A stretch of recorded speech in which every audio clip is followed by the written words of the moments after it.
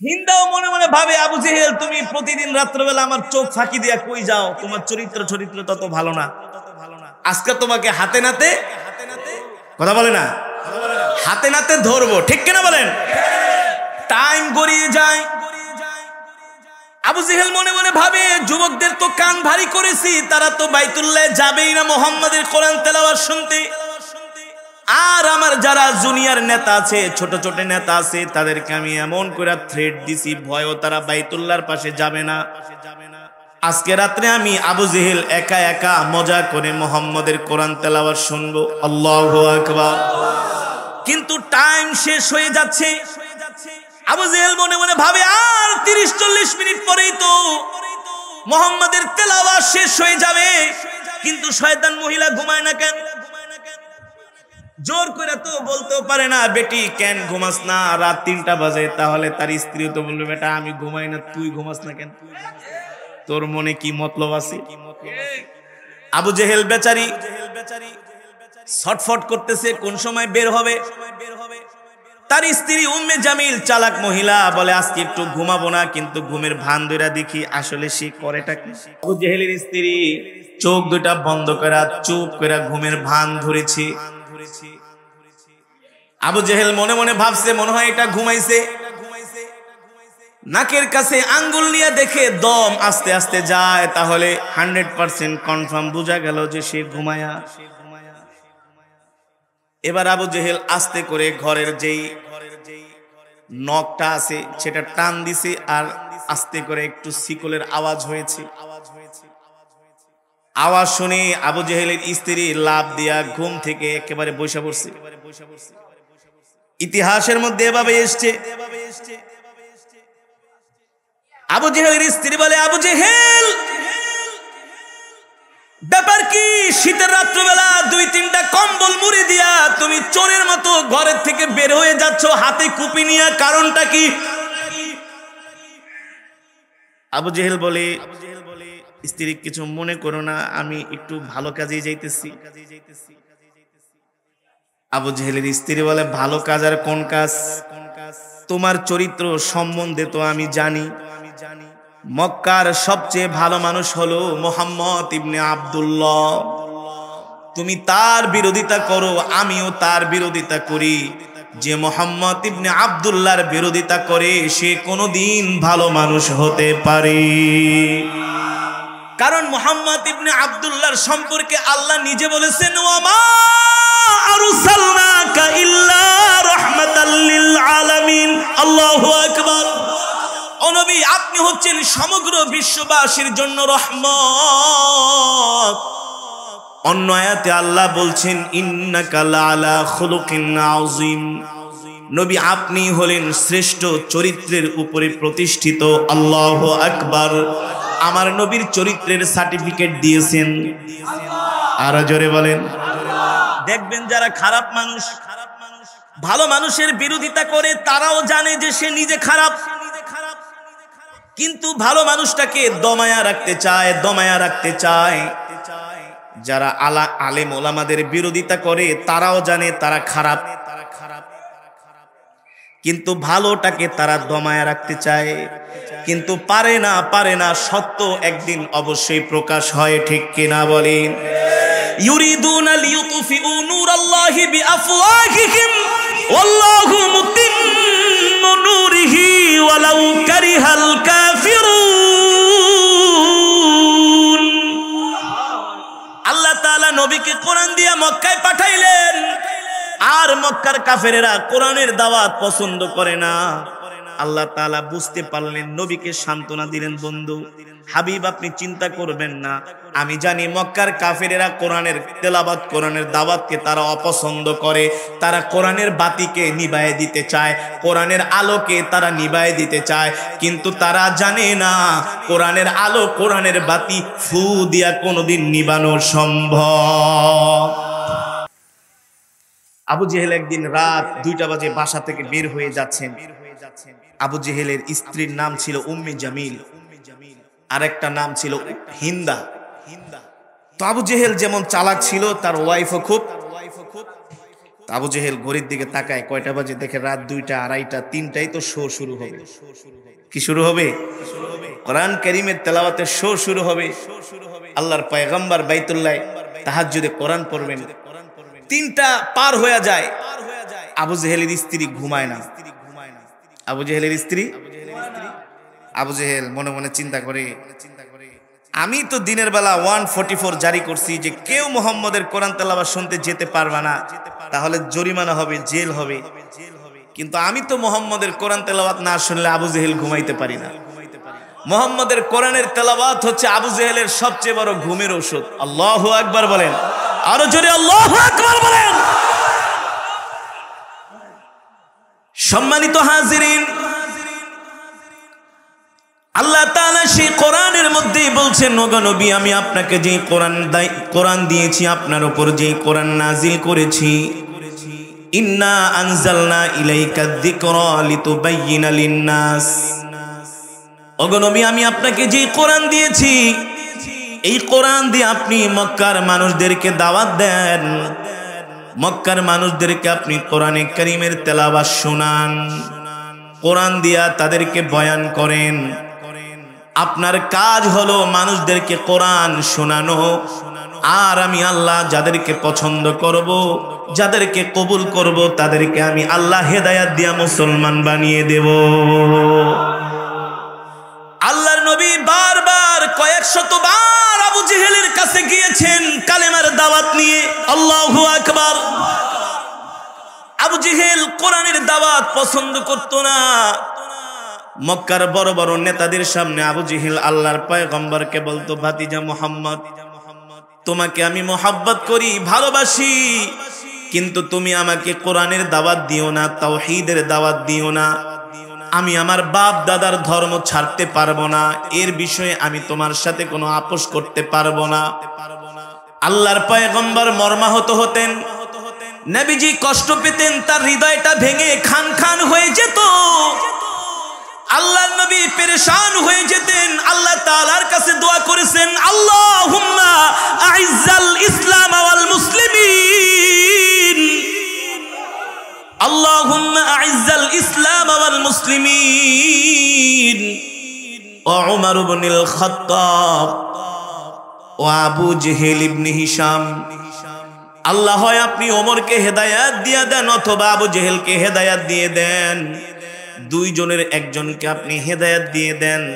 যদি দুইজনের একজন কালেমা পড়ে মুসলমান হয়ে যায়, তাহলে ইসলামের শক্তি বেড়ে যাবে। ঠিক কিনা বলেন? নবীজি বারবার আবু জেহেলকে কোরআনের দাওয়াত দিয়েছেন। আবু জেহেল ছিল কত বড় বদমাইশ, নিজে পালিয়ে পালিয়ে নবীজির কোরআনের তেলাওয়াত শুনতো, আর দিনের বেলা আল্লাহর নবীর বিরুদ্ধে আবার রাস্তায় রাস্তায় ঘুরতো আর গীবাত শিকায়েত করত। এই সাবধান, যুবকদেরকে ডাক দিয়া বলতো, আইয়ুহাস শাবাব তাল, এদিকে আসো, ইসমা কালামি, আমার কথা শুনে। আবার রাত্রে কি মুহাম্মদের কোরআন তেলাওয়াত শুনতে যাও ঠাউনি? যুবকরা বলতো, না নেতা, যাই না। আবু জেহেল মুস্কি মুস্কি হাসতো, বেটা তোরা যাস না, আমি কিন্তু ঠিকই যাই, আমি কিন্তু। আবু জেহেল নিজেই আইন করত আর সেই আইন নিজেই ভঙ্গ করত। কেন করবে না? কেন করবে না? আল্লাহর কোরআনে কারীমের তেলাওয়াতের সুর পাথরের মতো হৃদয়টাকে মোমের মতো গলিয়ে দেয়। যুবক কোরআনে কারীমের তেলাওয়াত শোনার পরে যদি বলো, হুজুর কোরআনের তেলাওয়াত আমার হার্ট টাচ করেছে, কোরআনে কারীমের তেলাওয়াত আমার হৃদয় লেগেছে, কোরআনে কারীমের তেলাওয়াত শুনে আমার চোখ দিয়া পানি চলে আসছে, এ যুবক এই কথা যদি তুমি বলো, তাহলে বুঝতে হবে তোমার ঈমানের পাওয়ার আছে। আর আল্লাহর কোরআন শোনার পরে যদি তোমার মধ্যে কোনো পরিবর্তন না আসে, তাহলে বুঝতে হবে তোমাকে সবচেয়ে বড় ইবলিস শয়তান ধরেছে।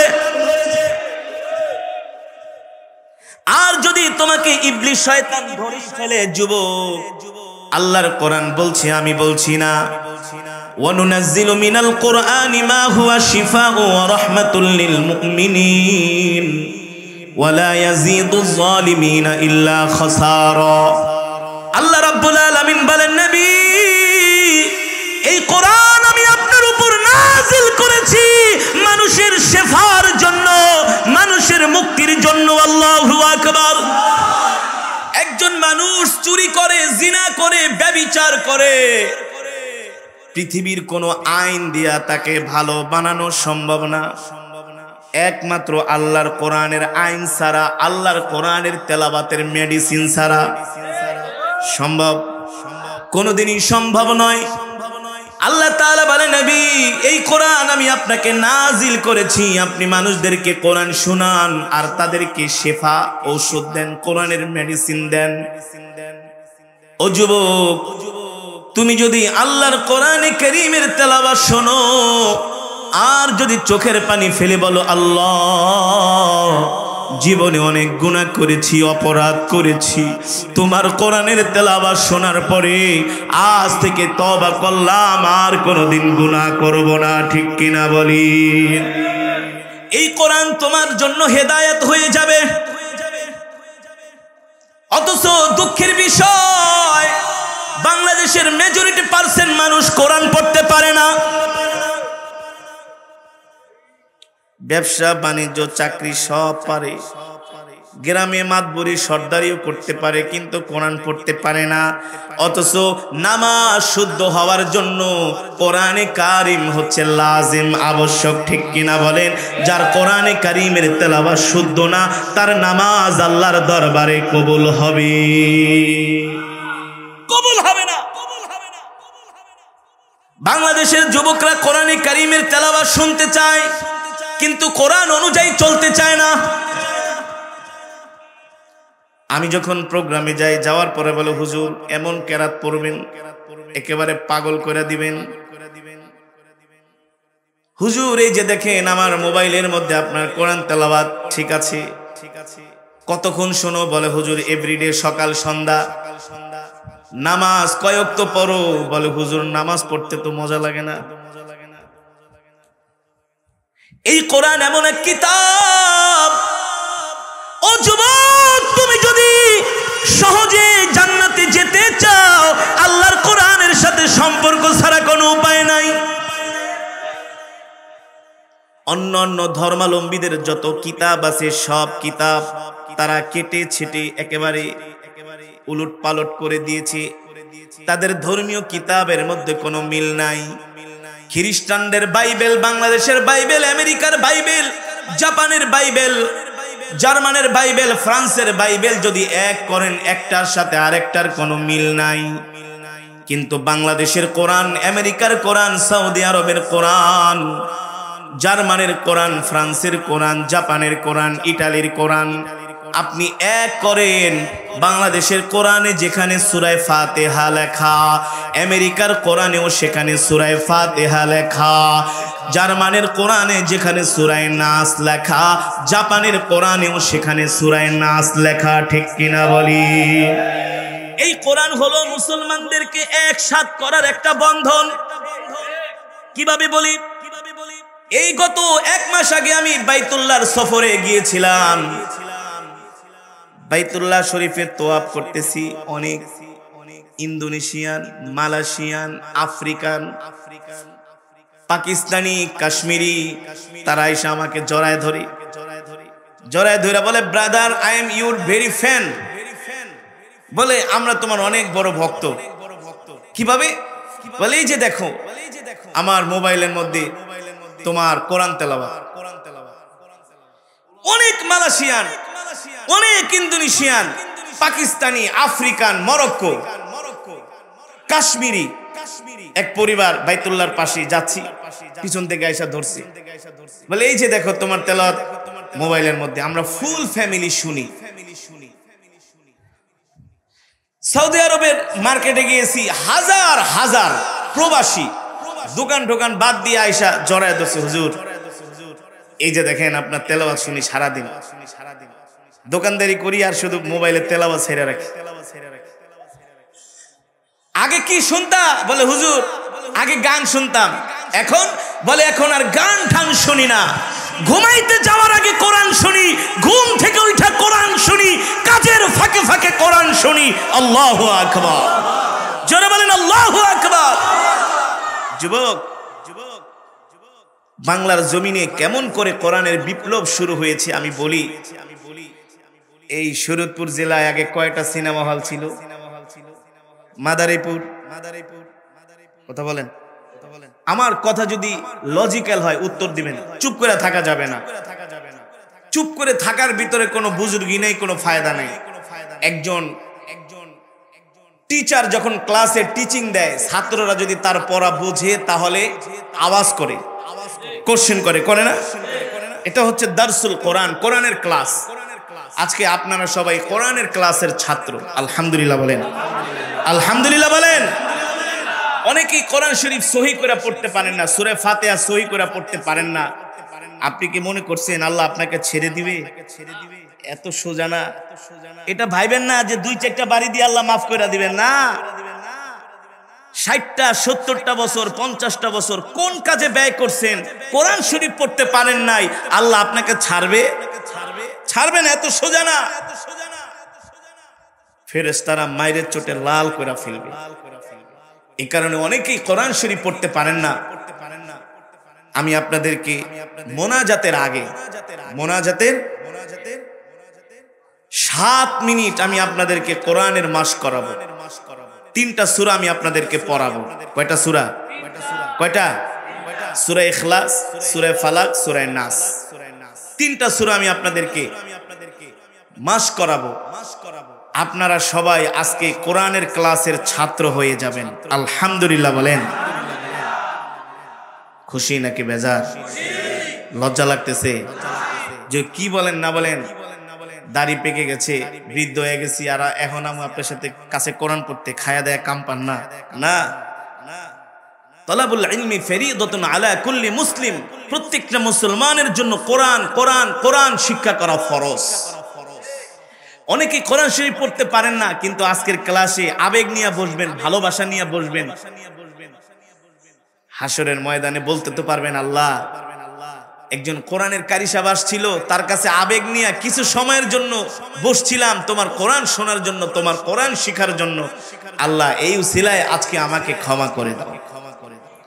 আল্লাহ তাআলা হাসরের ময়দানে বান্দার শুধু আমল নামা তালাশ করবে, ছোট আমলও যদি হয় সেই উসিলায় আল্লাহ মাফ করে দিবে। ঠিক কিনা বলেন? তো মোনাজাতের আগে আমরা 7 মিনিট কোরআনের মশক করব। রাজি আছেন তো ইনশাআল্লাহ? ধৈর্য আছে তো ইনশাআল্লাহ? কোরআনের প্রতি ভালোবাসা আছে তো ইনশাআল্লাহ? কার কার সেই ভালোবাসা আছে হাত উঠান, নারায়ে তাকবীর। হাতগুলো সোজা করেন, সোজা করছেন? বলেন আল্লাহ। আওয়াজ করে বলেন আল্লাহ, আমাদেরকে কবুল করে নাও, কোরআনের ছাত্র হিসাবে কবুল করে নাও। হাত নামান। এই যে হাত উঠাইছেন, আল্লাহ তাআলা দেখতেছেন কি দেখতেছেন না? ইন্নাল্লাহা সামিউম বাসীর, সব শোনেন, এবং ইন্নাল্লাহা খাবীরুম বিমা তা'মালুন, আল্লাহ তাআলা সব খবর রাখেন। কোনো কিছু আল্লাহ তাআলার নজরের বাহিরে না। ঠিক কিনা বলেন? এই যে মজমায় বসে হাত উঠাইছেন, ফেরেশতারা বলতেছে, আল্লাহ দেখো তোমার বৃদ্ধ বান্দারা দাড়ি পেকে গেছে, কিন্তু তারা কোরআন শিখার জন্য আল্লাহ হাত উঠাইছে। আল্লাহুম্মা গফির ওয়ারহাম, আল্লাহ তুমি তোমার বান্দাদেরকে মাফ করে দাও। তাহলে আমরা মোনাজাতের আগে 7 মিনিট কোরআনের সূরা আমরা শিখব ইনশাআল্লাহ। কেউ উঠাউঠি করবেন না। আপনাদের জন্য আলহামদুলিল্লাহ তাবারকের ব্যবস্থা করা হয়েছে, আপনাদের জন্য মেহমানদারির ব্যবস্থা করা হয়েছে। আপনারা সকলেই মেহমানদারি গ্রহণ করবেন। আমরা ধৈর্য ধারণ করে কোরআনের মজলিসে, কোরআনের মজমায় বসবো। আল্লাহ তাআলা আমাদের সকলকে ভরপুর কামিয়াবি দান করুন, বলি আমিন। সম্মানিত হাজিরিন, যেটা বলতেছিলাম, আবু জেহেল মক্কার মানুষদের কান ভারী করতো আর বলতে, তোমরা কেউ মুহাম্মাদের কোরআন তেলাওয়াত শুনতে যাবা না। যেই ওয়াকিয়াটা আপনাদের সামনে ঘটনাটা বলতেছিলাম, আপনাদের মনে আছে নাকি? কোন পর্যন্ত গেছি বলেন তো? কোন পর্যন্ত গেছি বলেন তো? আরে তারপরে আরেকটু আছে। আবু জেহেল ঘড়ির দিকে তাকায় আছে 3টা বাজে, কিন্তু তার স্ত্রী উম্মে জামিল হিন্দা ঘুমায়। হিন্দাও মনে মনে ভাবে, আবু জেহেল তুমি প্রতিদিন রাত্রবেলা আমার চোখ ফাঁকি দিয়া কই যাও? তোমার চরিত্র তত ভালো না। আজকে তোমাকে হাতে নাতে, কথা বলে না, হাতে নাতে ধরবো, ঠিক কিনা বলেন? টাইম গড়িয়ে যায়। আবু জেহেল মনে মনে ভাবে, যুবকদের তো কান ভারী করেছি, তারা তো বাইতুল্লাহ যাবেই না মুহাম্মাদের কোরআন তেলাওয়াত শুনতে।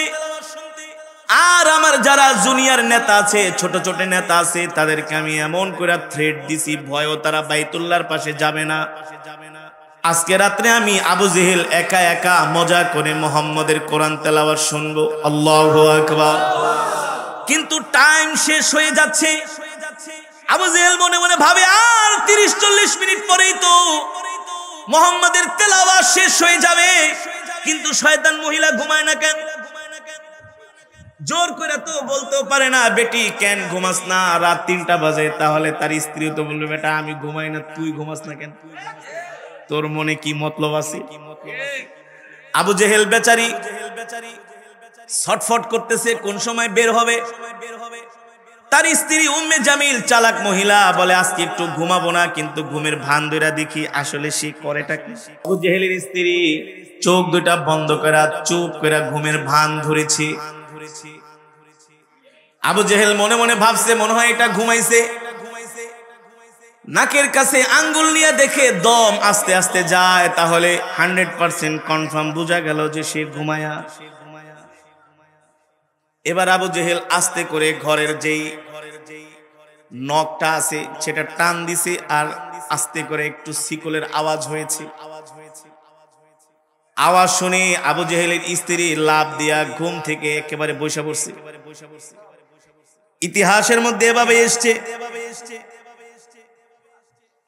আবু জেহেলের স্ত্রী বলে, আবু জেহেল ব্যাপার কি? শীতের রাত্রবেলা 2-3টা কম্বল মুড়ি দিয়া তুমি চোরের মতো ঘরের থেকে বের হয়ে যাচ্ছ হাতে কুপি নিয়ে, কারণটা কি? আবু জেহেল বলে, স্ত্রী কিছু মনে করো না, আমি একটু ভালো কাজে যাইতেছি। আবু জেহেলের স্ত্রী বলে, ভালো কাজ আর কোন কাজ? তোমার চরিত্র সম্বন্ধে তো আমি জানি। মক্কার সবচেয়ে ভালো মানুষ হলো মুহাম্মদ ইবনে আব্দুল্লাহ। তুমি তার বিরোধিতা করো, আমিও তার বিরোধিতা করি। যে মুহাম্মদ ইবনে আব্দুল্লাহর বিরোধিতা করে সে কোনোদিন ভালো মানুষ হতে পারে? কারণ মুহাম্মদ ইবনে আব্দুল্লাহর সম্পর্কে আল্লাহ নিজে বলেছেন, ওয়ামা আরসালনাকা ইল্লা রাহমাতাল লিল আলামিন। আল্লাহু আকবার। ও নবী, আপনি হচ্ছেন সমগ্র বিশ্ববাসীর জন্য রহমত। অন্য আয়াতে আল্লাহ বলছেন, ইন্নাকা লাআলা খুলুকিন আযীম। নবী আপনি হলেন শ্রেষ্ঠ চরিত্রের উপরে প্রতিষ্ঠিত। আল্লাহু আকবার। আমার নবীর চরিত্রের সার্টিফিকেট দিয়েছেন। আরো জোরে বলেন। দেখবেন যারা খারাপ মানুষ, ভালো মানুষের বিরোধিতা করে, তারাও জানে যে সে নিজে খারাপ, কিন্তু ভালো মানুষটাকে দমায়া রাখতে চায়। যারা আলেম ওলামাদের বিরোধিতা করে, তারাও জানে তারা খারাপ, কিন্তু ভালোটাকে তারা দমায়া রাখতে চায়, কিন্তু পারে না। সত্য একদিন অবশ্যই প্রকাশ হয়, ঠিক কিনা বলেন? ইউরিদুনা লিইউতফিউ নূরাল্লাহি বিআফওয়াহিহিম ওয়াল্লাহু মুতিম্মু নূরিহি ওয়ালাউ কারিহাল কাফিরুন। আল্লাহ তাআলা নবীকে কোরআন দিয়া মক্কায় পাঠাইলেন, আর মক্কার কাফেরেরা কোরআনের দাওয়াত পছন্দ করে না। আল্লাহ তাআলা বুঝতে পারলেন, নবীকে সান্ত্বনা দিলেন, বন্ধু হাবিব আপনি চিন্তা করবেন না, আমি জানি মক্কার কাফেরেরা কোরআনের তেলাওয়াত, কোরআনের দাওয়াতকে তারা অপছন্দ করে। তারা কোরআনের বাতিকে নিভায়ে দিতে চায়, কোরআনের আলোকে তারা নিভায়ে দিতে চায়, কিন্তু তারা জানে না কোরআনের আলো, কোরআনের বাতি ফু দিয়া কোনোদিন নিভানো সম্ভব।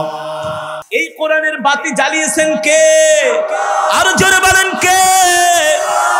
আল্লাহ তাআলা বলে, ইন্না নাহনু নাযালনা যিকরা ওয়া ইন্না লাহু লাহাফিজুন।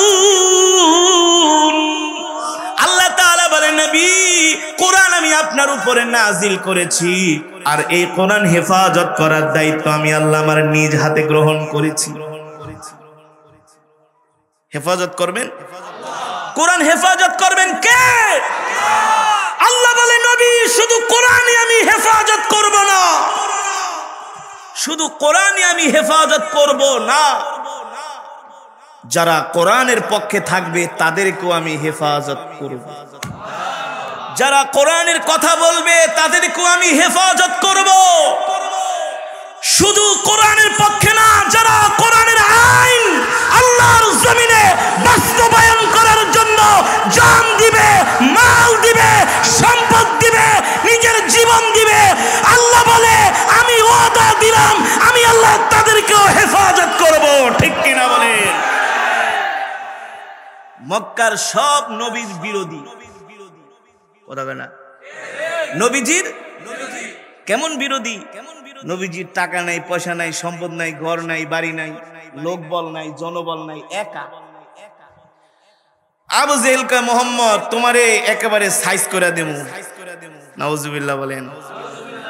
আল্লাহ বলে, আবু জেহেল তুই আমার হাবিব রে সাইজ করবি, আমি কিছুদিন পরে তোর বাড়িটাকে আমি আল্লাহ বাথরুম বানায় দেব।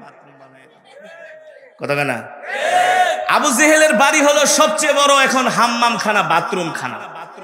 হাজী সাহেবরা যায় প্রস্রাব করে, পায়খানা করে। কথা কন? আবু জেহেল চেয়েছিল আমার নবীকে দুনিয়ার জমিন থেকে শেষ করে দিতে। আল্লাহ বলে, পারবি না। মোহাম্মদ তো নিজের কোনো কিছু নিয়ে দুনিয়াতে যায় নাই, আমি তাকে আমার কন্ট্রাক্টর বানায় পাঠাইছি, আমি তাকে আমার কোরআন দিছি, আর আসমান আমার, জমিন আমার, সবকিছু আমার, আমারটা খেয়ে আমারটা পরে আবু জেহেল আমার বিরোধিতা করবি, আমি আল্লাহ সহ্য করব না, তোর অস্তিত্ব আমি আল্লাহ বিলীন করে দিব। আপনাদের কাছে আমার প্রশ্ন, আবু জেহেলের অস্তিত্ব আছে? পৃথিবীতে এত বড় বড় আমেরিকা, জার্মান, জাপান, ফ্রান্সের প্রেসিডেন্ট ইমানুয়েল ম্যাক্রো, সবচেয়ে বড় হারামজাদা, যে আমার নবীর ব্যঙ্গ কার্টুন বানায় সেটাকে সে সাপোর্ট করেছে, সেটাকে সে সারা পৃথিবীতে প্রদর্শন করেছে, কিন্তু ফ্রান্সকে সারা পৃথিবীর মুসলমান এমন জুতাপিটা করছে, শিক্ষা হয়ে গেছে যে মুহাম্মদ সাল্লাল্লাহু আলাইহি সাল্লামকে কেউ গালি দিলে মুসলমান সহ্য করতে পারে না। পারে? ইমানুয়েল ম্যাক্রো এত খারাপ, ওর নামও কিন্তু আবু জেহেল। কোন প্রেসিডেন্টের নাম আবু জেহেল শুনছেন? কিন্তু ও তো অনেক বড় নেতা ছিল। দেখেন, যারা দ্বীনের বিরোধিতা করে, ইসলামের বিরোধিতা করে, কোরআনের বিরোধিতা করে, আল্লাহ তাদেরকে সাইজ করে দেয়। এক্সাম্পল, আমি গতকালকের আগের রাতে টাঙ্গাইলে ওয়াজ করেছিলাম, টাঙ্গাইলের মির্জাপুরে। ওই টাঙ্গাইলের মির্জাপুরে একটা নেতা আছে লতিফ সিদ্দিকী, পাটমন্ত্রী ছিল। কোরআনের বিরোধিতা করার কারণে, হজ নিয়ে মন্তব্য করার কারণে জারু জুতা দিয়া পিটায়া ওর সব শেষ হয়ে গেছে। আর একটা আছিল টাকলা মুরাদ, যেটাকে আমরা বলি পাগলা মুরাদ, ওইটাও সাইজ হয়ে গেছে। শুধু কোরআনের বিরোধিতা করার কারণে, ইসলামের বিরোধিতা করার কারণে। ওয়ামাকারু ওয়ামাকারাল্লাহ আল্লাহু খায়রুল মাকিরিন। এই যুবক, ভালো করে শুনে রাখো, আল্লাহ ছাড় দেয়, মাগার ছাড় দেয় কিভাবে? ঘুড়ি উড়ান না, ঘুড়ির রশি যত বরণ করেন, উঠতে উঠতে জাজিরা থেকে একেবারে পদ্মা পার হইয়া ঘুড়ি চলে যাবে মাওয়া পার হইয়া ঢাকার মতিঝিলে। কি ঘুড়ি? এখন ঘুড়ি যদি বলে আমি শরীয়তপুর থেকে উইরা মতিঝিলায় পড়ছি, আমি আর শরীয়তপুরে ফিরে যাব না, ঘুড়ির কোনো ক্ষমতা আছে? ক্ষমতা কার? আরে আল্লাহ তো ক্ষমতা আছে। মেন হলো ঘুড়ির নাটাই যার হাতে, ঘুড়ির নাটাই তার হলো ক্ষমতা। সে যদি চায় 1 মিনিটে সুতা টাইনা ঢাকা থেকে শরীয়তপুর নিয়ে আসতে পারবে কি পারবে না? জমিন আসমান, চন্দ্র সূর্য গ্রহ নক্ষত্র, রাতের মালিক, দিনের মালিক। কোরআনে আছে এই কথা? ইন্না ফি খালকিস সামাওয়াতি ওয়াল আরদি ওয়া ইখতিলাফিল লাইলি ওয়ান নাহার। আল্লাহ বলে, নবী আসমান জমিন পাহাড় পর্বত সব আমি আল্লাহ সৃষ্টি করেছি। রাত এবং দিনের মাঝে যে ব্যবধান পার্থক্য, এটাও আমি আল্লাহ সৃষ্টি করছি। আমি আল্লাহ তোমাদের রিজিক দিয়েছি, তোমাদের অক্সিজেনের দায়িত্ব দিয়েছি। আমি অক্সিজেন আল্লাহ তোমাদের জন্য দুনিয়াতে সবুজ শ্যামল গাছের মাধ্যমে তোমাদেরকে আমি আল্লাহ নির্মল হাওয়া নির্মল বায়ু তোমাদেরকে আমি অক্সিজেন দেই। তোমাদের মাথার উপরে আমি আল্লাহ একটা দুইটা তিনটা চারটা পাঁচটা ছয়টা না 7টা আসমান বানাইছি, কোনো খুঁটি নাই, খুঁটিবিহীন। এই প্যান্ডেলটা করতে কতগুলো খুঁটি লাগছে? গোটা 40। তারপরে এটাকে বাঁধ দেওয়া হয়েছে যাতে করে এই প্যান্ডেলটা ভেঙে একটা বিল্ডিং বানাইলে উপরে যা খরচ হয় তার চেয়ে বেশি নিচে খরচ হয়। ইঞ্জিনিয়ার বলে মাল মেটারের যত বেশি দিবেন বিল্ডিং তত। একটা বিল্ডিং করতে হইলে 4 কাঠা জায়গার উপরে কম হইলো 20 থেকে 22টা পিলার লাগে, বিম লাগে, দামি রড লাগে, বিএসআরএম রড। কোন ইঞ্জিনিয়ার যদি কয় স্যার রড কম দেন, রডের বদলে কিছু বাঁশ দিয়া দেন, আইকালা বাঁশ দিয়া দেন, বিল্ডিং কি টিকবে? জোরে বলেন।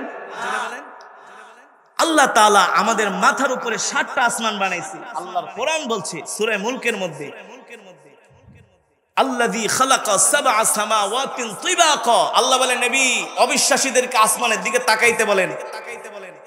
7টা আসমান আমি আল্লাহ তাদের মাথার উপর বানিয়েছি।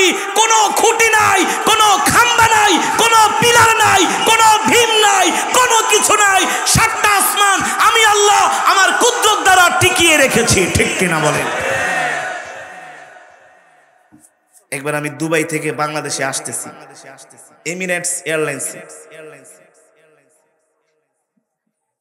আমি পিছনে বসছিলাম, বিমানের যারা ক্রু 2জন দেখে আমাকে চিনছে, বলে হুজুর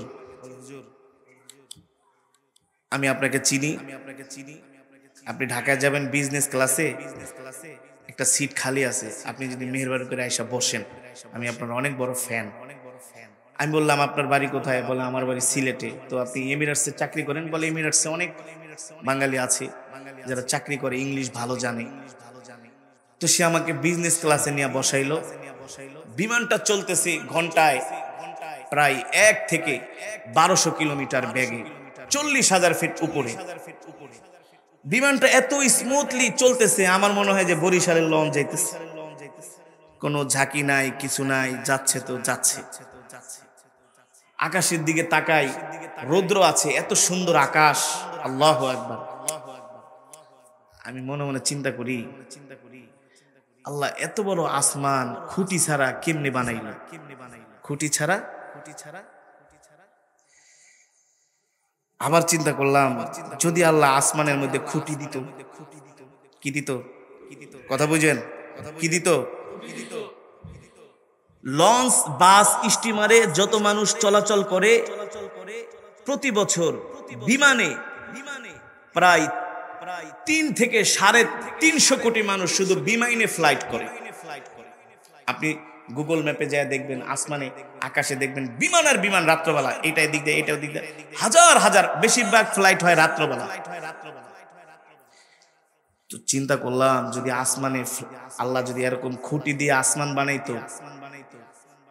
পদ্মা সেতু যখন করতেছিল মাঝে মাঝে কি হইতো, ফেরি যায়া পদ্মা সেতুর খুঁটির মধ্যে ঢুস খাইতো, লাগায় দিত। এই কারণে ফেরি বন্ধ করে দিছে 4 মাস। ঠিক না? এখন শোনেন, যদি আসমানে আল্লাহ এমন খুঁটি দিত, আল্লাহ না করুক, যখন ঝড় হয়, টার্বুলেন্স, যখন আকাশে কি হয়, তখন কিন্তু পাইলটের মাথাও খারাপ হয়ে যায়। তাড়াতাড়ি সিট বেল্ট বাঁধেন, আবহাওয়া খারাপ, যে কোনো সময় দুর্ঘটনা, প্রস্তুতি নিয়ে থাকেন, সকলেই আল্লাহর নাম নেন। যখন তারা বিমান চালায়, তারা রাডারের মাধ্যমে, স্যাটেলাইটের মাধ্যমে তারা বিমানটা চালায়। তারা কিন্তু সামনে কিছু দেখে, ঝড় হইলে তার কিছুই দেখা যায় না। যদি আসমানে খুঁটি থাকতো তাইলে ঝড়ের সময় না হোক, ভুল করে হইল, বিমান যায়া আসমানের খুঁটির সাথে মাইরা দিত, বিমান ক্রাশ হইতো, বিমান ধ্বংস হইয়া মাটিতে পড়ে যেত, মানুষ মারা যেত। ঠিক কিনা বলেন? তো আমার আল্লাহর ক্ষমতা দেখেন। আল্লাহ বলে বান্দা তোমাদের মাথার উপরে আমি 7টা আসমান বানাইছি, কোনো পৃথিবীর কোন রাজা বাদশা ধ্বংস করতে পারবে না। আল্লাহ বলে আমি যখন কুন বলি সব হয়ে যায়, আর যখন ফায়াকুন বলবো আল্লাহ বলে সাতটা আসমান ভেঙে চুরে মরিচিকার মতো খান খান হয়ে যাবে। ঠিক কিনা বলেন? ক্ষমতা কার? আল্লাহ। সেই আল্লাহর জবানের কালাম হচ্ছে এই কোরআন। সেই আল্লাহর জবানের। সম্মানিত হাজিরিন, এবার আবু জেহেল ঘর থেকে যখন বের হয়ে যায়, আবু জেহেলের স্ত্রী হিন্দা পিছন থেকে যায় আবু জেহেলের জামার কালারে ধরে টান দিয়া বলে, আবু জেহেল মনে করছো তুমি একা চালাক, প্রতিদিন রাত্রবেলা ঘর থেকে বের হয়ে যাও, আজকে আমি তোমাকে ধরছি, সত্যি করে বলো কোথায় যাও? আবু জেহেল বলে, স্ত্রী মিথ্যা কথা বলবো না, ভালো কাজে যাচ্ছি। আবু জেহেলের স্ত্রী বলে, ভালো কাজে? কোন কাজে যাও বলতে হবে। আবু জেহেল মনে মনে ভাবে, মোহাম্মদ ইবনে আব্দুল্লাহ ভাতিজা মোহাম্মদ তো ভালো মানুষ, তার কোরআনের তেলাওয়াত আমি শুনতে যাচ্ছি, এই কথা যদি আমি আমার স্ত্রীকে বলি, আমি তো দিনের বেলা আইন করেছি কেউ যদি মোহাম্মদের কোরআন তেলাওয়াত শুনতে যায় তাহলে আমি তাকে জেল দিব, তার বিচার করব। এই কথা যদি আমার স্ত্রী মক্কার মানুষদের কাছে বলে দেয় তাহলে মক্কার জনগণ আমাকে ফুলের মালার পরিবর্তে জুতার মালা দিবে, কারণ আমি রক্ষক হইয়া বক্ষক হয়েছি। ঠিক কিনা বলেন? এবার আবু জেহেল বলে, বেটি এত জ্বালাজালি করিস না, আমাকে যেতে দে, আমি একটু ভালো কাজে যাই। আবু জেহেলের স্ত্রী বলে, তুমি কোন কাজে যাও প্রিয়তম স্বামী, একবার বলো, আমি তোমাকে যেতে দিব। আবু জেহেল বলে, এই কথা বলা কথা তাইলে আমার সব শেষ হয়ে যাবে। হিন্দা বলে, এক কদম ঘর থেকে বের হইতে পারবা না জবাব না দিয়া। আবু জেহেল দেখেন অবস্থা খারাপ। আবু জেহেল তার স্ত্রীর হাত ধরে বলে, প্রিয়তমা আজকে 40 বছর ধরে তুমি আমার সাথে সংসার করো, তোমার জন্য আমি কতই না কি করেছি, একটা আমানত তুমি রাখবা, কারো কাছে বলবা না। হিন্দা বলে, ঠিক আছে বলবো না। আবু জেহেল বলো তুমি কোথায় যাও? আবু জেহেলের স্ত্রী এই কথা শোনার পরে তিনি চুপ করে আছেন। দেখেন আবু জেহেল কি বলে। আবু জেহেল বলে, এই স্ত্রী প্রিয়তমা বিশ্বাস করো, বেশ কিছুদিন যাবত মুহাম্মাদের কোরআন তেলাওয়াত না শুনলে আমি আবু জেহেল ঘুমাইতে পারি না। আবু জেহেলের স্ত্রী হিন্দা বলে, আমারও তো একই রোগ, আমারও তো একই রোগ, আমারও তো একই অবস্থা। তবে স্বামী আবু জেহেল তুমি একা যাবা কেন? সাথে আমাকেও নিয়ে যাও। আল্লাহু আকবার, জোরে বলেন আল্লাহু আকবার। ইতিহাসের মধ্যে এমনি আসছে, সিরাতের কিতাবের মধ্যে আবু জেহেল তার স্ত্রীকে বলে, তাহলে ভালো করে একটা ঘুমটা দাও যাতে তোমাকে কেউ। ছেলার নাম বাবাজি।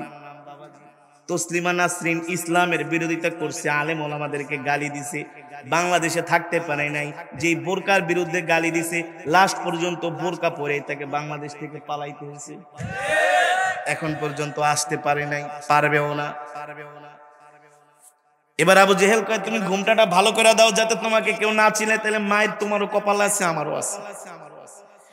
এবার দুইজন শীতের মধ্যে কম্বল পেঁচিয়ে কুপি নিয়ে চলে গেলেন বাইতুল্লাহর পাশে। আল্লাহু আকবার। ইন্নাহুম ইয়াকিদুনা কাইদান ওয়া আকিদু কাইদা ফামাহিলিল কাফিরিনা আমহিলহুম রুয়াইদা। আল্লাহ বলে, নবী কাফের মুশরিক বেঈমানরা ইসলাম বিদ্বেষীরা তারা আমার দ্বীনের বিরুদ্ধে ষড়যন্ত্র করে, আর আমি আল্লাহ তাদের বিরুদ্ধে কৌশল অবলম্বন করি। আমার কৌশলের কাছে তাদের ষড়যন্ত্র ধরাশায়ী হয়ে যায়। কেমন করে ধরাশায়ী হয় দেখেন। দুইজনে যে বাইতুল্লাহর পাশে ট্যাক লাগিয়ে আল্লাহর নবীর কোরআনের তেলাওয়াত শুনতেছে। আল্লাহু আকবার। কোরআনের তেলাওয়াত শুনতে শুনতে আল্লাহ তাআলা তাদের শরীরটাকে দুর্বল করে দিলেন, কারণ রাত 3টা-4টা বাজে, যতই শক্তিশালী হোক চোখে ঘুম থাকে কি থাকে না? থাকে না? তারা দুইজন তো একেবারে বাইতুল্লাহর পাশে একটা দেওয়ালের সাথে ট্যাক লাগায়া আবু জেহেল আর তার স্ত্রী দুইজনই ঘুমায় গেছে, খবর নাই। আল্লাহ তাদের সাইজ করবেন। দেখেন কিভাবে আল্লাহর কৌশল। সকালবেলা রৌদ্র উঠেছে, রৌদ্রের আলো যে স্ত্রী হিন্দার গায়ে পড়ছে, আবু জেহেলে ধাক্কা দিয়া উঠোস না কেন? আবু জেহেল কয়, বেটি তুই ভেজালটা লাগাইছিস, আমি প্রতিদিন রাত্রে শুই নেই, তাড়াতাড়ি চলে যাই। মহিলা মানুষ নিয়ে যেখানে যাই সেখানে শুধু দেরি করে। কি করে? তোর কারণে আজকে অবস্থা। আবু জেহেলকে ভালো করে ঘুমটা লাগা, যাতে মক্কার কোন নেতা খাতা না দেখে, দেখলে কিন্তু আমার কপালে শনি আছে। এবার দুইজনে চোরের মতো পালায়া বাড়ির দিকে রওনা শুরু করছে। চার রাস্তার মোড়ে যায় দেখে উতবা আর সাইবা দুইটা দাঁড়ায় রয়েছে। বস এত সকালবেলা কই থেকে আইলেন? গেছিলাম বেড়াইতে। কয় আরে আমরা না আইলাম কোত্থেকে, তোরা দুইজন কোত্থেকে আসছস? উতবা সাইবা বলে, বস আপনি যদি সত্যি কথা বলেন তাহলে আমরাও বলবো। আবু জেহেল ছিলেন চালাক মানুষ, কয় এত কথা বলার দরকার নাই, কেঁচো খুঁজতে গেলে সাপ বের হবে, চলো আগে বাড়িতে যাই। পিছন থেকে আবু লাহাব, উতবা সাইবা বলে, আমরা কিন্তু সবাই দেখছি, আমরাই দেখছি। কিছু সময় চুপ থাকতে হয়, ক্ষমতা থাকলেও ক্ষমতা প্রদর্শন করা যায় না। আবু জেহেল তার স্ত্রী কয়, দরকার নেই, আগে বাড়িতে চলো, ওদের সাথে এখন কথা বাড়াইলে মানুষজন জড়ো হয়ে যাবে, আগে মান সম্মান। চলে গেছে বাড়িতে। বাড়িতে যাওয়ার পরে আবু জেহেল তার স্ত্রীকে গালি দেয়, তোর কারণে আজকে এই ঝামেলা লাগছে, মহিলা মানুষ নিয়ে গেলেই ভেজাল, একা একা যাইতাম এটাই ভালো ছিল। আবু জেহেলের স্ত্রীকে, আমার দোষ দাও কেন? তুমি তো আইন করছো মুহাম্মদের কোরআন তেলাওয়াত শুনতে যাবা না, আবার তুমি যাও, আমি কিন্তু সব বইলা দেবো। না না না, এই সমস্ত কিছুই বলিস না, তোর হাতে ধরি পায়ে পড়ি, তাইলে আমি শেষ। আবু জেহেল ছিলেন চালাক মানুষ। নাস্তা টাস্তা খেয়ে ফ্রেশ হয়ে আবু জেহেল মনে মনে ভাবে, ঘটনা ছোট আছে, ছোট থাকতেই ধামা চাপা দিতে হবে, এটা যাতে প্রকাশ না হয়। আবু জেহেল বড় নেতা, এখন ছোট নেতার বাড়িতে গেলে তার পেস্টিতে লাগে, কিন্তু মনে মনে ভাবে না গেলে যদি তারা ফাঁস করে দেয় উতবার সাইবা, তাহলে তো খবর আছে। আবু জেহেল ফ্রেশ হয়ে নাস্তা খেয়ে লাঠি ভর কইরা উতবার ঘরের মধ্যে যায় ঢুকছে। উতবা আবু জেহেলকে দেখা বলে, আজকে দেখি বড় লোকের বাড়িতে হাতির পাড়া। নেতা আপনি আমার বাড়িতে, ব্যাপারটা কি? আমি না আপনার বাড়িতে যাই, আজকে আপনি আমার বাড়িতে। আবু জেহেল মনে মনে কয়, কম দুঃখে আসি নাই। আবু জেহেল বলে, উতবা কথা কম, সময় খুব কম, একটা বিষয়ের জন্য আসছি। তুমি যে অপরাধ করছো আমি একই অপরাধ করছি, কিন্তু এই কথা যাতে আর কারো কাছে না বলো, তাহলে কিন্তু সমস্যা আমারও তোমারও। উতবা কয়, ঠিক আছে নেতা, বলবো না। তবে আবু জেহেল বলে, ঠিক আছে বলবা না, যাওয়ার সময় তোমাকে একটা প্রশ্ন করি, সত্যি কইরা বলবা, মুহাম্মদ এমন কোন কিতাব নিয়ে মক্কার জমিনে আসলো রে? আমাদের বাবাও তো কবি, দাদাও তো কবি, 14 গোষ্ঠী কবি, জীবনে কত কবিতা শুনলাম, কিন্তু মুহাম্মদের কোরআন তেলাওয়াত শোনার পরে কোন কবিতার সাথে কোরআনের কোনো মিল পাই না। আল্লাহু আকবার।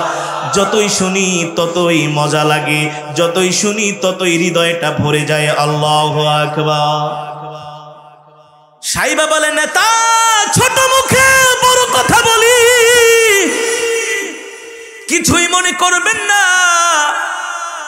মুহাম্মদ আমাদেরকে যে কোরআন শোনায়, এগুলো আসলে কোনো কবির কাব্য নয়, এই কোরআন হলো মুহাম্মদের আল্লাহর কোরআন। আর জোরে কোন সুবহানাল্লাহ।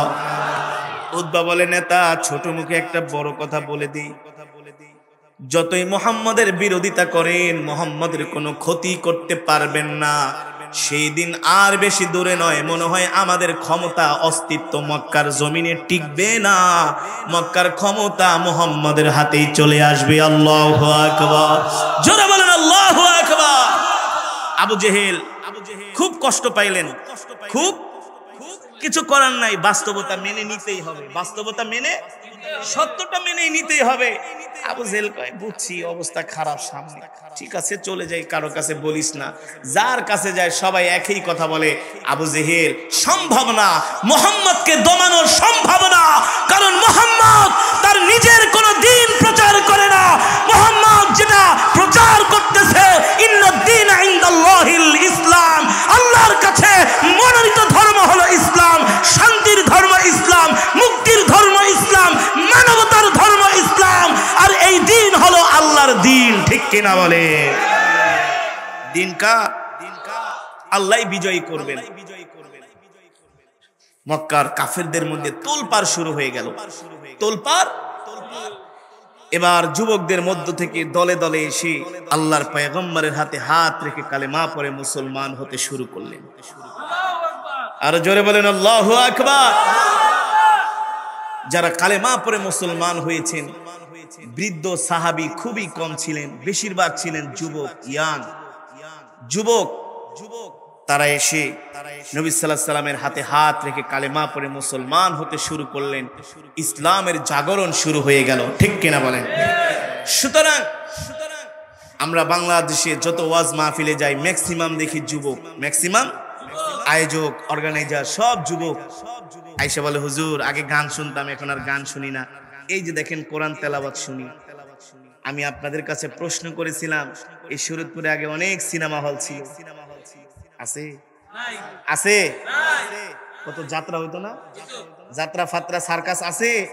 শুধু বাংলাদেশে না, শুধু শরীয়তপুর না, সারা বাংলাদেশে আমরা ঘুরি। 64টা জেলা, থানা, উপজেলা, এমন কোন জেলা নাই না গিয়েছি। প্রশ্ন করেছি, আগে যাত্রা ছিল, এখন যাত্রা নাই। কারণ কি? আলহামদুলিল্লাহ, এই কোরআনের মাহফিলের কারণে সব বন্ধ হয়ে গেছে, সব বন্ধ হয়ে গেছে। মানুষ এখন আর ওই সমস্ত অশ্লীল গান বাজনা শুনতে চায় না। এই মাজমায় যারা উপস্থিত হয়েছেন সকলেই এক খতম করে কোরআন শরীফের সওয়াব পেয়েছেন। সাহাবী আবু সাঈদ আল খুদরি রাদিয়াল্লাহু তাআলা আনহু থেকে হাদিসটি বর্ণিত। নবীজি সাল্লাল্লাহু আলাইহি ওয়াসাল্লাম বলেন, কেউ যদি কোরআনুল কারীমের সূরাতুল ইখলাস একবার তেলাওয়াত করে, আল্লাহ তাআলা 10 পারা কোরআন খতমের সওয়াব তার আমলনামায় দান করে। বাকি রইল কয় পারা? জোরে বলেন। আমি করব ওয়াজ, আপনারা দিবেন আওয়াজ। পারবেন তো? সেই ইমানি শক্তি আছে তো? শরীয়তপুরের মানুষ আছে তো? আমি তো সারা বাংলাদেশে যে প্রোগ্রাম করি, এটা তো রাতের প্রোগ্রাম। মাগরিবের পরে যে বয়ান করি, মাগরিবের পরে আর চেয়ে বেশি মানুষ হয়। আর মেইন প্রোগ্রাম তো বাদই দিলাম। দিনের বেলা আমরা প্রোগ্রাম করি উত্তরাঞ্চলে, পাবনা, কুষ্টিয়া, সিরাজগঞ্জ, রংপুর, বগুড়া। দিনের বেলা 20-30 হাজার মানুষ হয়। আলহামদুলিল্লাহ, আজকে বাংলার জমিনে কোরআনের বিপ্লব শুরু হয়েছে। বিশ্বাস হয় না? কোরআনের বিপ্লব, ইসলামের জাগরণ শুরু হয়েছে। এই ইসলামকে কেউ রুখতে পারবে না, আল্লাহর কোরআনকে কেউ রুখতে পারবে না। আল্লাহর কোরআন ছিল, কোরআন আছে, ইসলাম ছিল, ইসলাম আছে, ইসলাম থাকবে। ইসলাম ছাড়া অন্য কোন তন্ত্র মন্ত্র আল্লাহর জমিনে টিকতে পারবে না, বিদায় হয়ে যাবে, ঠিক কিনা বলেন? বিদায় হয়ে যাবে, শুধু ইসলামই থাকবে, আর কিছুই থাকবে না। আল্লাহর কোরআন ছিল, কোরআন আছে, কোরআন থাকবে। এই যে আমি আপনাদের সামনে কোরআনুল কারীমের তেলাওয়াত করলাম, এই আপনি শুধু মাইক দেন, এটি বন্ধ করেন, শুধু মাইক দেন, বক্স টক্স টোটাল অফ করেন, মাইক চালান। আপনি মেশিনও কাটবো না, বক্সও কাটবো, মাইক দেন, মাইক চালান। সম্মানিত হাজিরিন, যেটা বলছিলাম, এই কোরআন হলো আল্লাহর জবানের কালাম। কালামুল মুলুকি মুলুকুল কালাম, বাদশার কথা, সে তো কথার বাদশা। কথার মিনিংটা বুঝতে পেরেছেন তো? বাদশার কথা, সে তো কথার, যে যত বড় তার কথাও, একজন এমপি যত বড় তার কথাও, একজন এমপি সাহেবের অর্ডারে তার আসনের মধ্যে এসপি, ওসি যারা আছে তার কথা শোনে। তারপরে মন্ত্রী লেভেলে যান, মন্ত্রীরা আবার এমপির কথা শোনে। মন্ত্রীদের চেয়ে প্রধান হলো প্রধানমন্ত্রী, প্রধানমন্ত্রীর কথা আবার সবাই শোনে, কারণ তার পাওয়ার বেশি। যে যত বড় তার পাওয়ারও, যে যত বড় তার কথার ওয়েটও তত বড়। কথা বলে না? কথার ওজনও তত বড়। আমার আল্লাহ হলেন ইন্নাল্লাহা আলা কুল্লি শাইইন কাদির, সর্বময় ক্ষমতার মালিক। জোরে বলুন। এই পৃথিবীর সব কিছু যার নির্দেশে চলে, যিনি হলেন একাচ্ছত্র ক্ষমতার মালিক, আধিপত্যের মালিক, তিনি হলেন আমার আল্লাহ। ঠিক কিনা বলেন? সেই আল্লাহর জবানের কালাম আমি আপনাদের সামনে তেলাওয়াত করেছি। আমি তো আগেই বলেছি, যুবক তোমাদের সাথে চ্যালেঞ্জ করলাম, আসো কোরআনের সুরের কাছে পৃথিবীর কোন সুর টিকতে পারবে না। কোরআনের সুরের কাছে পৃথিবীর সমস্ত সুর মাথা নত করতে বাধ্য। আমার মনে আছে বর্তমান যে সরকার আওয়ামী লীগ সরকারের 2012 সালে সোহরাওয়ার্দী উদ্যানে একটা প্রোগ্রাম হয়েছিল, আওয়ামী লীগের ত্রিবার্ষিক কাউন্সিল। এটা ছিল ওনাদের সবচেয়ে বড় প্রোগ্রাম স্বাধীনতার পরে। সেখানে আমাকে দাওয়াত করা হয়েছিল উদ্বোধনী তেলাওয়াত করতে। সেখানে হিন্দু, খ্রিস্টান, বৌদ্ধ প্রত্যেকটা ধর্মের যারা গুরু আছে তাদেরকে ডেকেছিলেন উদ্বোধনীতে। তাদের ধর্মীয় যেই বই আছে সেগুলো থেকে তারা পড়বে। তো আমাকে দাওয়াত করা হয়েছিল কোরআন শরীফের তেলাওয়াত। তো আমার তেলাওয়াতটা ছিল সর্বপ্রথম। আমি যখন তেলাওয়াত শুরু করলাম সূরা আহজাব থেকে, আমি 12 মিনিট তেলাওয়াত করেছি। 12 মিনিট প্রায় 40 সেকেন্ড, অর্থাৎ 13 মিনিট। কত মিনিট? অথচ ওই সমস্ত রাষ্ট্রীয় প্রোগ্রামে সময় দেওয়া হয় 1 থেকে 1.5 মিনিট। 1 থেকে 1.5 মিনিট। আমার মনে আছে শীতের দিন ছিল, তখন আমার নবাবগঞ্জে প্রোগ্রাম ছিল। সেই সকালবেলা আমি চলে আসছি, আরো প্রায় 10 বছর আগের কথা। তখন আমি আরো ছোট ছিলাম। আমি 13 মিনিট আল্লাহর কোরআনে কারীমের তেলাওয়াত করলাম। আমি অডিয়েন্সের দিকে তাকায় আছি। যখন তেলাওয়াত হচ্ছিল, অডিয়েন্স কিং পতন নীরবতা পালন হলো। একটা মানুষও কোনো আওয়াজ করার সুযোগ পেল না। সবাই তন্ময় হয়ে মাওলায় পাকের জবানের কালামের তেলাওয়াত শুনতে শুরু করল। তেলাওয়াত শেষ হওয়ার পরে আওয়ামী লীগের যিনি বর্তমানে কি দায়িত্বে আছেন, অসীম কুমার উকিল, আগে ছিলেন প্রকাশনা সম্পাদক, দপ্তর সম্পাদক, তিনি আর চিটাগাংয়ের একজন ভদ্রলোক আমিনুল ইসলাম আমিন, আওয়ামী লীগের নির্বাহী সদস্য, ডক্টর হাসান মাহমুদ, তিনি ছিলেন আওয়ামী লীগের ওই সময় সাংস্কৃতিক বিষয়ক সম্পাদক, সম্ভবত সেই 2012 সালের কথা। আমি 13 মিনিট তেলাওয়াত করলাম।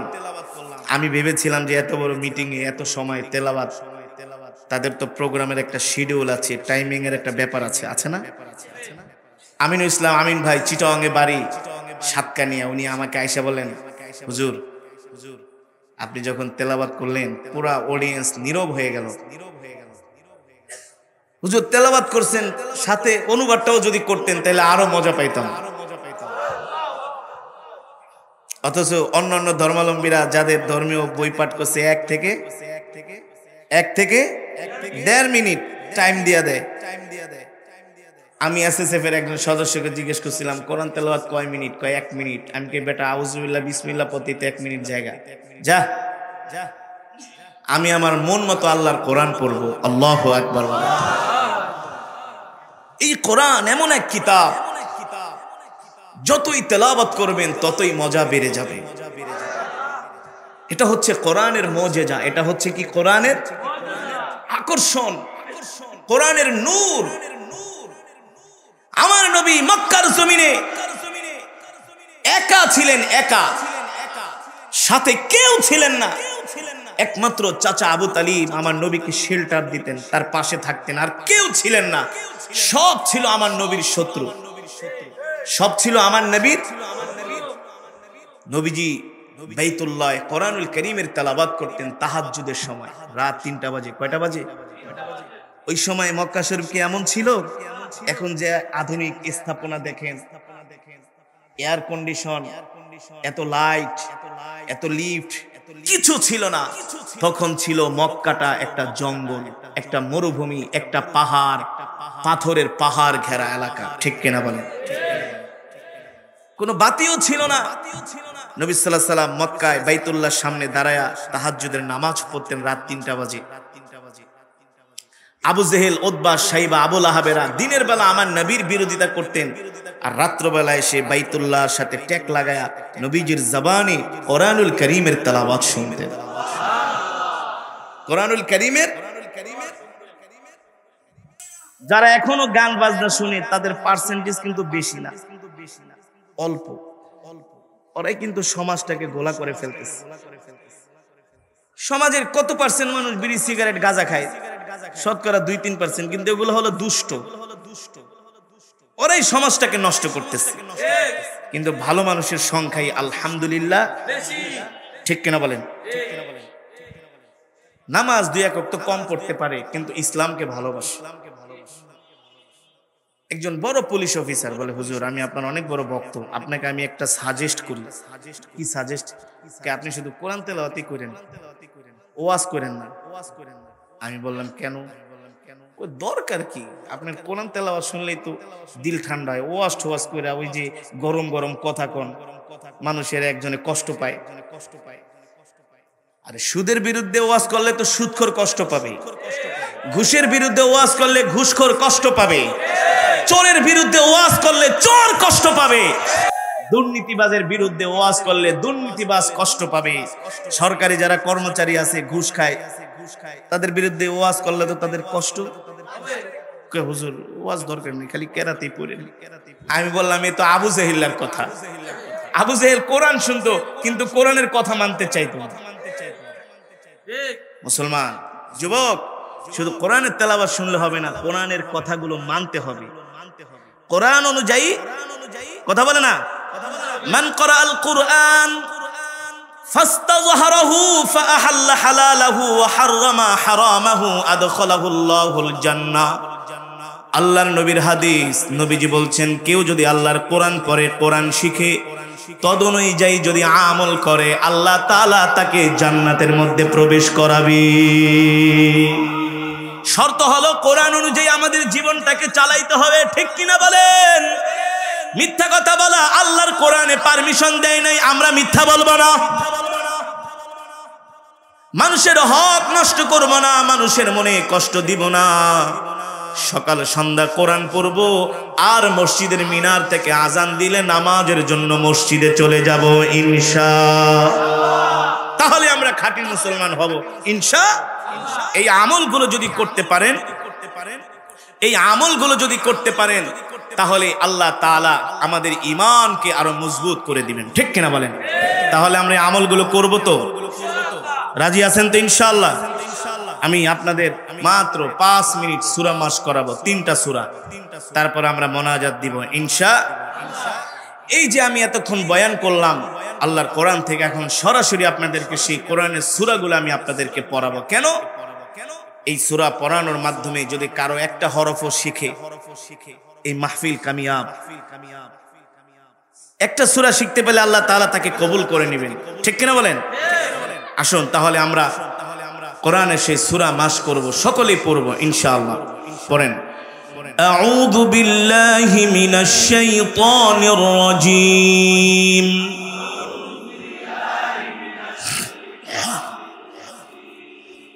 বিসমিল্লাহির রহমানির রহিম।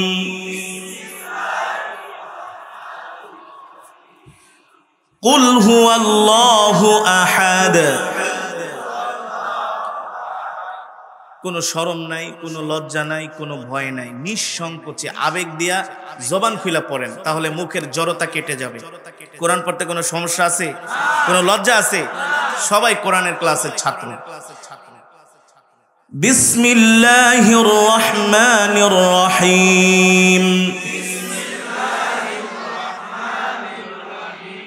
কুল হুয়াল্লাহু আহাদ আল্লাহুস সামাদ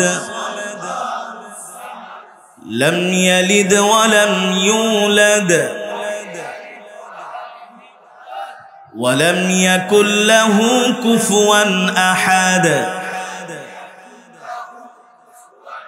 মাশাআল্লাহ সবাই বিসমিল্লাহির রহমানির রহিম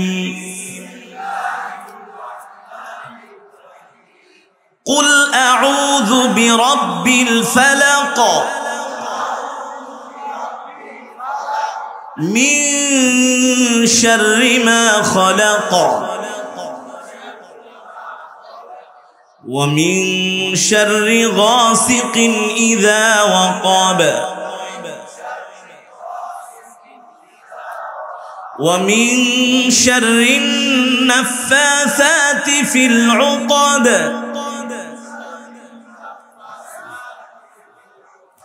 ومن شر حاسد إذا حسد بسم الله الرحمن الرحيم قل أعوذ برب الناس ملك الناس إله الناس من شر الوسواس الخناس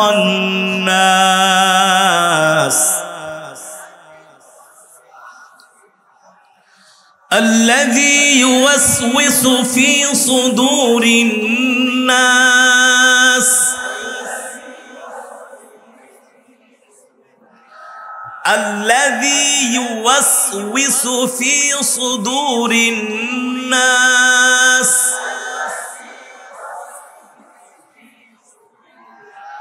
من الجنة والناس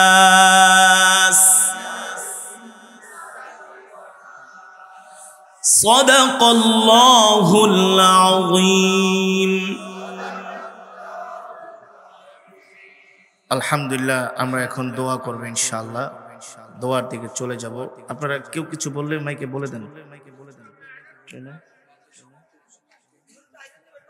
না আমি আজান দেই না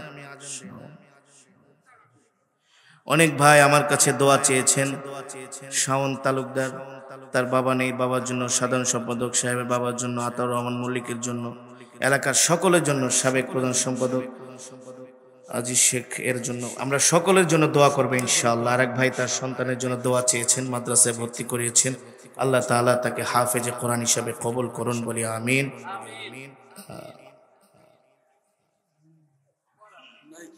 হ্যাঁ শুনুন গত 11 তারিখ না 11 সেপ্টেম্বর এখানে একটা প্রোগ্রাম ছিল সুরতপুরে এনায়েতুল্লাহ আব্বাসী সাহেব এসেছিলেন সেখানে আমাকে দাওয়াত দিয়েছেন নিসার ভাই মাওলানা নিসার ভাই তো আমি দেশের বাইরে চলে গিয়েছিলাম তো দেশের বাইরে থাকার কারণে আমি আসলে নিজেই তার কাছে বলেছি ভাই আমি তো আসলে দেশের বাইরে চলে যাব এবার থাকতে পারছি না নেক্সট আরেকটা প্রোগ্রাম করলে আমি অবশ্যই থাকবো সে আমাকে দাওয়াত দিয়েছিলেন কিন্তু আমি আমার নিজের ব্যস্ততার কারণে আসতে পারি নাই ইনশাআল্লাহ তো আমরা আজকে সকলের জন্য দোয়া করব যারা এই মাহফিলের এত সুন্দর ইন্তজাম করেছেন আয়োজন করেছেন সকলের জন্য দোয়া করব আগামীকাল সাসিনা শরীফের আল্লাহ হযরত পীর সাহেব কেবলার শুভাগমন উপলক্ষে ইসালে সওয়াব মাহফিল আঙ্গারিয়া নদীর পার জামে মসজিদ প্রাঙ্গণ সরি 1 তারিখ কালকের পরের দিন নদীর পার আঙ্গারিয়া মসজিদে শশিনার পীর সাহেব আসবেন সারসিনার আপনারা সকলেই যাবেন আপনাদের দাওয়াত যেখানে কোরআনের মাহফিল হবে সেখানে আপনারা যাবেন মসজিদ মাদ্রাসা ধর্মীয় প্রতিষ্ঠান নিয়ে ওয়াজ মাহফিল নিয়ে কোনো বিরোধ নাই কি বলেন আমরা এক কালেমাওয়ালা মুসলমান আমরা এক নবীর উম্মত আমরা সকলেই ধর্মীয় কাজে অগ্রগামী হবে ইনশাআল্লাহ দুরূদ শরীফ পড়ি আল্লাহুম্মা সাল্লি আলা মুহাম্মাদ ওয়া আলা আলি মুহাম্মাদ কামা সাল্লাইতা আলা ইব্রাহিম ওয়া আলা আলি ইব্রাহিম ইন্নাকা হামিদুম মাজিদ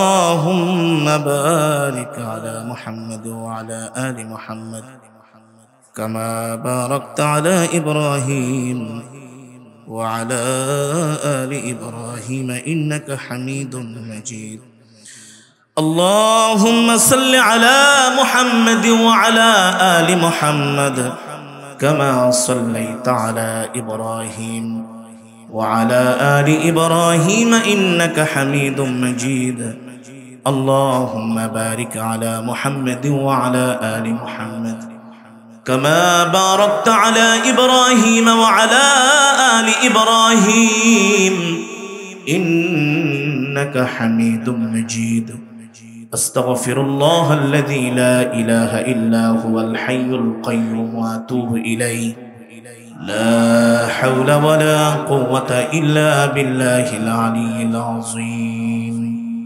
আমরা সকলেই সকলের জন্য প্রাণ খুলে দোয়া করব সারা পৃথিবীর মুসলমানের জন্য বিশেষ করে আমাদের দেশের জন্য দোয়া করব এই বাংলাদেশ আমাদের জন্মভূমি ঠিক কিনা বলেন এই দেশের প্রতি আল্লাহ তাআলা রহমত বরকত নাজিল করুন সমস্ত রকম বিপদ আপদ গজব বালা মুসিবত থেকে আল্লাহ আমাদের দেশকে সকলকে হেফাজত করুন আমরা সকলেই সকলের জন্য প্রাণ খুলে দোয়া করব আমিও আপনাদের জন্য দোয়া করব আপনারাও আমার জন্য দোয়া করবেন ইনশাআল্লাহ আল্লাহুম্মা আমিন আলহামদুলিল্লাহি রাব্বিল আলামিন والصلاة والسلام على سيد الأنبياء والمرسلين وعلى آله وصحبه أجمعين ربنا ظلمنا أنفسنا وإن لم تغفر لنا وترحمنا لنكونن من الخاسرين ربنا آتنا في الدنيا حسنة وفي الآخرة حسنة وقنا عذاب النار رب العالمين গুনার বোঝা মাথায় নিয়া ভিক্ষুকের মতো গভীর রজনীতে দুইখানা হাত উঠিয়েছি মেহেরবানি করে तमाम জিন্দেগীর গুনাহ খাতাগুলো maaf করে দেন আয় মাওলাই করিম জীবনে যত গুনাহ করেছি সব গুনাহগুলো ক্ষমা করে দেন জাহান্নামের আগুন আমাদের জন্য হারাম করে দেন একটা জান্নাতুল ফেরদাউস আমাদের জন্য বরাদ্দ করে দেন মেহেরবানি করে আল্লাহ আমার কলিজার টুকরা যুবক ভাইরা মিলে যেই সংগঠনের উদ্যোগে আজকে মাহফিল হয়েছে এই সংগঠনকে আল্লাহ দ্বীনের জন্য কবুল করে নেন ইসলামের জন্য কবুল করে নেন মানুষের সেবার জন্য কবুল করে নেন যারা আজকের মাহফিলের আয়োজন করেছে আল্লাহ আপনি তাদেরকে কবুল করে নেন এই মাহফিলে যারা 1 টাকা থেকে 1000 টাকা সহযোগিতা করেছেন সকলের দানকে কবুল করে নেন মেহেরবানি করে আল্লাহ এই মাহফিলের সওয়াব কোটি কোটি গুণ বাড়ায়া সোনার মদিনায় পৌঁছে দেন আল্লাহ প্যারা নবীজির পরিবার পরিজন আহলে বাইত আল্লাহ আপনি সকলের আরওয়াহ পাকের হাদিয়া পৌঁছে দেন জান্নাতুল মুআল্লা জান্নাতুল বাকিতে যারা শুয়ে আছে সকলের আরওয়াহ পাকের হাদিয়া পৌঁছে দেন বাবা আদম থেকে শুরু করে আজ পর্যন্ত যত মুমিন মুমিনাত মুসলিম মুসলিমাত যারা অন্ধকার কবরে মাটির নিচে শুয়ে আছে সকলের আরওয়াহ পাকের হাদিয়া পৌঁছে দেন সমস্ত সাহাবায়ে কেরামের আরওয়াহ পাকের হাদিয়া পৌঁছে দেন মেহেরবানি করে জনম দুঃখিনী আব্বা জান আম্মা জানের কবরে আযাবগুলো maaf করে দেন আব্বা আম্মার কবরকে জান্নাতের বাগান বানায়া দেন যাদের মা বেঁচে নাই মার কবরটাকে জান্নাতের বাগান বানায়া দেন যাদের বাবা বেঁচে নাই বাবার কবরটাকে জান্নাতের বাগান বানায়া দেন গো আল্লাহ যাদের মা বাবা বেঁচে আছে হায়াতের মধ্যে বরকত দিয়া দেন মেহেরবানি করে আল্লাহ আপনি আমার বাবার কবরটাকে জান্নাতের বাগান বানায় আল্লাহ আমার বাবার কবরটাকে জান্নাতের উচ্চ মাকাম দান করে দেন আল্লাহ এই মাজমার মধ্যে যাদের মা বাবা বেঁচে নাই সকলের মা বাবার কবরকে জান্নাতের উচ্চ মাকাম দান করে দেন মেহেরবানি করে আল্লাহ এই সংগঠনের সভাপতি সেক্রেটারি আল্লাহ সাবেক সভাপতি সেক্রেটারি যত সদস্য বৃন্দ আছে আমার কলিজার টুকরা সকল যুবক ভাইদেরকে আল্লাহ কবুল করে নেন আল্লাহ সভাপতি সাহেবের বাবার কবরকে জান্নাতের বাগান বানায় দেন আল্লাহ সেক্রেটারি সাহেবের বাবার কবরটাকে জান্নাতের বাগান বানায় দেন যাদের মা বাবা বেঁচে নাই সকলের মা বাবার কবরকে জান্নাতের বাগান বানায় দেন। যাদের মা বাবা বেঁচে আছে আল্লাহ হায়াতের মধ্যে বরকত দিয়া দেন। আল্লাহ আমার কলিজার টুকরা প্রত্যেকটা যুবক ভাইকে আল্লাহ আপনি দ্বীনের ইসলামের জন্য কবুল করে নেন। প্রত্যেকটা যুবককে আল্লাহ আপনি দ্বীনের সৈনিক হিসাবে কবুল করে নেন। প্রত্যেকটা যুবকের জন্য আল্লাহ আপনি হালাল রিজিকের ফয়সালা করে দেন। যাদের চাকরি নাই চাকরির ব্যবস্থা করে দেন আল্লাহ। যারা ব্যবসা করে বরকত দিয়ে দেন। যারা পড়াশোনা করে জেহান যাকাত বাড়ায় দেন। যারা বিদেশ যাবে আল্লাহ তাদের জন্য সহজ করে দেন। আল্লাহ এই সংগঠনের মাধ্যমে ইসলাম এবং দ্বীনের মানুষের সেবা যেন করতে পারে আল্লাহ তৌফিক দিয়ে দেন। এই সংগঠনকে আল্লাহ দিন দিন আল্লাহ উন্নতি দান করে দেন। এই মাহফিলকে আল্লাহ কিয়ামত পর্যন্ত কবুল আর মঞ্জুর করে নেন। আজকের মাহফিলের প্রধান অতিথি সভাপতি বিশেষ অতিথি আল্লাহ মালিক। এই মাহফিলে যারা 1 টাকা থেকে 1000 টাকা দিয়েছেন, সহযোগিতা করেছেন, উৎসাহ দিয়েছেন, মাহফিলের পক্ষে ছিলেন, আল্লাহ আপনি সকলকে কবুল করে নেন। দূর দূরান্ত থেকে আল্লাহ আপনার পেয়ারা বান্দারা কোরআনের মহব্বতে আসছে, কাউকে খালি হাতে ফিরিয়ে দিয়েন না আল্লাহ, আপনি সকলকে মাফ করে দেন আল্লাহ। সকলের তামাম জিন্দেগীর গুনাহগুলো মাফ করে দেন। আমাদের সাথে অনেক মা বোনেরা হাত উঠিয়েছে, মা বোনদেরকে মাফ করে দেন।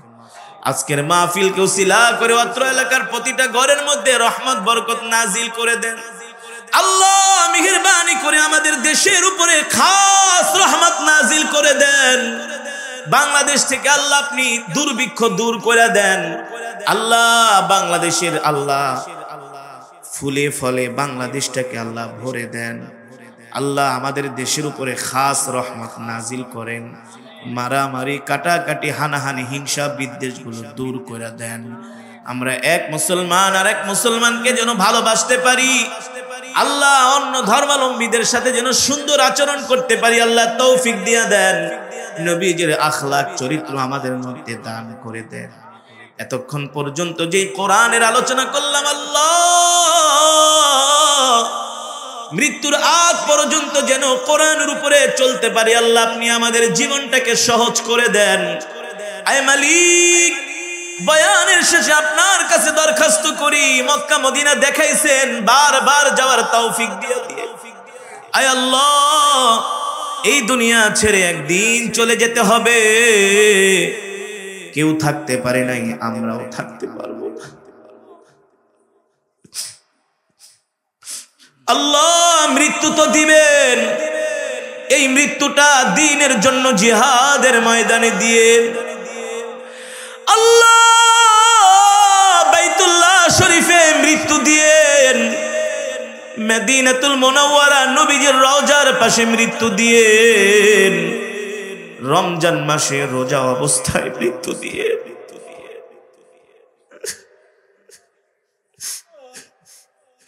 শুক্রবারে জুমার দিনে মৃত্যু দিয়েন আল্লাহ। আপনার কাছে দরখাস্ত, কোরআন তেলাওয়াত অবস্থায় মৃত্যু দিয়েন, সিজদা অবস্থায় মৃত্যু দিয়েন। নাফরমান বেঈমান বানায়া কবরে ডাক দিয়ে না, জাহান্নামী বানায়া কবরে ডাক দিয়ে না আল্লাহ। দুনিয়াতে একটু মশার কামড় সইতে পারি না, গরম সইতে পারি না, ওই অন্ধকার কবরে একা একা কিভাবে থাকবো গো আল্লাহ। ওই কবরটা আমাদের জন্য জান্নাতের বাগান বানায় দিয়েন আল্লাহ। হিসাব নিকাশ ছাড়া বিনা হিসাবে জান্নাত দিয়ে, কোনো হিসাব নিকাশ নিয়েন না। হিসাব নিলে জান্নাতের ধারে কাছেও যেতে পারবো না আল্লাহ। বিনা হিসাবে জান্নাতের ফয়সালা করে দিয়ে আমরা আল্লাহকে ডাক দেই, ইয়া আল্লাহ। আরো জোরে বলি ইয়া আল্লাহ, আরো জোরে বলি ইয়া আল্লাহ। আল্লাহ আপনার বান্দারা ডাক দিছে, আপনি খালি হাতে ফিরায় দিয়েন না। জীবনের সব গুনাহগুলো এখনই মাফ করে দেন, এখনই মাফ করে দেন। জাহান্নামের আগুন হারাম করে দেন, জান্নাত ওয়াজিব করে দেন।